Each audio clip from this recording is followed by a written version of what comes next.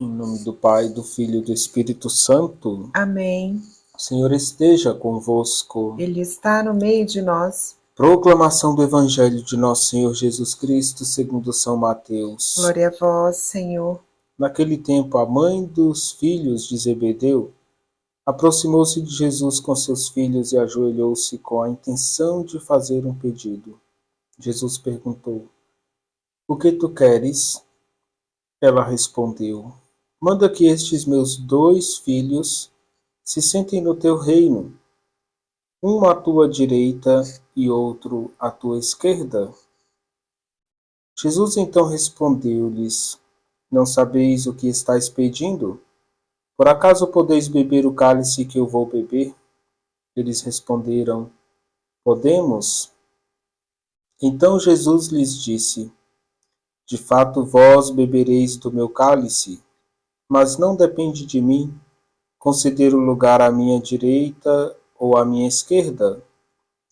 Meu Pai é quem dará esses lugares àqueles para os quais ele os preparou.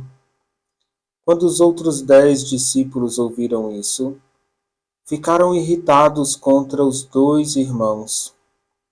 Jesus, porém, chamou-os e disse: Vós sabeis que os chefes das nações têm poder sobre elas, e os grandes as oprimem. Entre vós não deverá ser assim. Quem quiser tornar-se grande, torne-se o vosso servidor. Quem quiser ser o primeiro, seja vosso servo. Pois o Filho do Homem não veio para ser servido, mas para servir e dar a sua vida como resgate em favor de muitos. Palavra da salvação. Glória a vós, Senhor.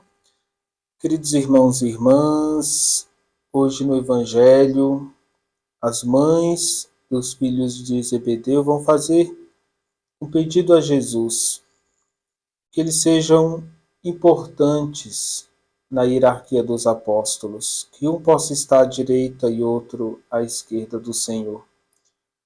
Porém, Jesus vai perguntar se eles podem beber o mesmo cálice do Senhor Jesus.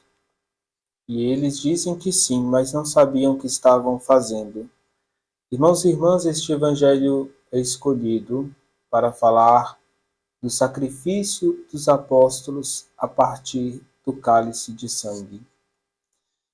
E hoje a igreja recorda São Tiago apóstolo. Nesta festa se fala sobre São Tiago, que nasceu em Betsaida, era filho de Zebedeu e irmão do apóstolo João. Esteve presente aos principais milagres realizados por Cristo. São Tiago foi morto pelo rei Herodes cerca do ano 42 depois de Cristo. É venerado com grande devoção em Compostela, na Espanha, onde se ergue uma célebre basílica dedicada a seu nome. Ainda hoje muitos peregrinam fazendo o caminho de São Tiago de Compostela. Queridos irmãos e irmãs, nós queremos peregrinar para o céu. Para chegar ao céu, Jesus nos faz essa pergunta: Você pode beber do mesmo cálice que eu beberei? Qual é a sua resposta? Sabendo que esse cálice é o cálice do santo sacrifício de Cristo no Calvário. Então, participar da Eucaristia, receber a comunhão, entrar na fila da comunhão, é se unir a Jesus na sua paixão para estar com ele eternamente no reino dos céus. A palavra cálice vem do latim calix ou do grego kylix. Sempre indicou o copo ou a taça comum para se beber. Porém, a partir da última ceia, onde Jesus toma o cálice e diz: Isto é o meu sangue, toma o pão e diz: Isto é o meu corpo, façam isso em memória de mim. Os primeiros cristãos, a partir da última ceia, entendiam que o cálice tinha um significado profundo. Por isso, quando Jesus pergunta aos discípulos: Podeis beber do mesmo cálice que eu vou beber? Eles respondem de imediato Porém, pode ser que eles não entendiam ainda o significado profundo de comungar do cálice de Cristo. É comungar do mesmo sacrifício de Jesus. De fato, os discípulos derramaram sangue, foram sacrificados, martirizados pela fé em Cristo. E assim eles beberam do mesmo cálice. Ou seja, se uniram à paixão do Senhor. Queridos irmãos e irmãs, os primeiros cristãos entenderam assim que o cálice está ligado ao divino sacrifício, ao santo sacrifício de Jesus, isto é, ao cálice da paixão do Senhor, do qual faziam memória na ceia e na fração do pão. Então, a Eucaristia para nós tem que ter este profundo sentido de dar a vida por Jesus como ele deu a vida por nós. Queridos irmãos e irmãs, no início, quando os cristãos celebravam nas catacumbas ou nas casas, o cálice usado para consagrar o vinho durante a celebração era o cálice muitas vezes limitado ao celebrante na igreja. Depois, pouco a pouco, foi se passando o cálice também para a comunhão dos fiéis. Os fiéis recebiam nas mãos o cálice. Comungavam em duas espécies. Esse costume foi se perdendo no século XII. Hoje, muitas paróquias estão voltando à comunhão em duas espécies para tentar tocar de modo mais real o sacrifício de Jesus na Eucaristia.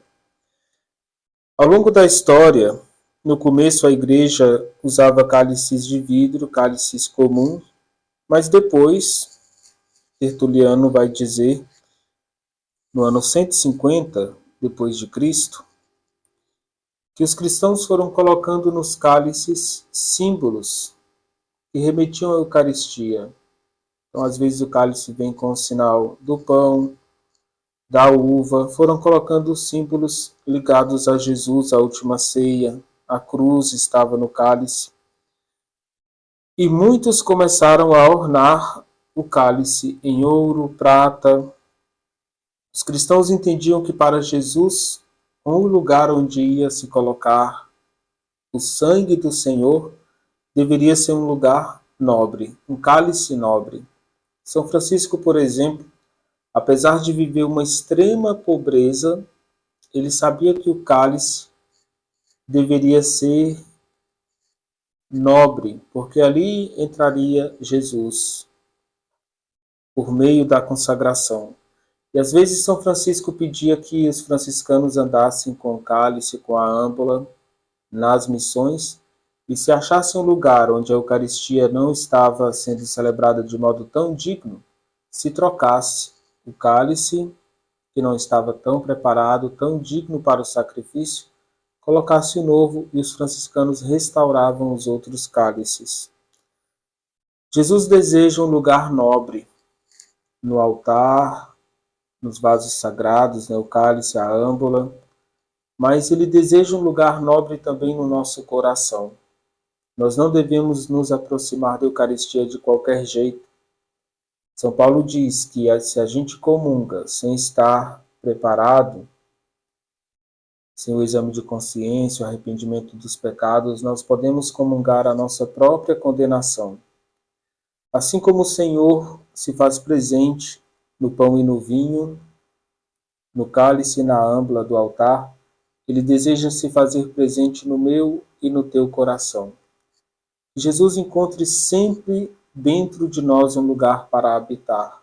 Podeis beber o mesmo cálice que eu irei beber? Vamos comungar com Jesus e permitir que ele entre na nossa vida. O Senhor esteja convosco. Ele está no meio de nós. Desça sobre vós e permaneça para sempre a bênção de Deus Todo-Poderoso, Pai, Filho e Espírito Santo. Amém.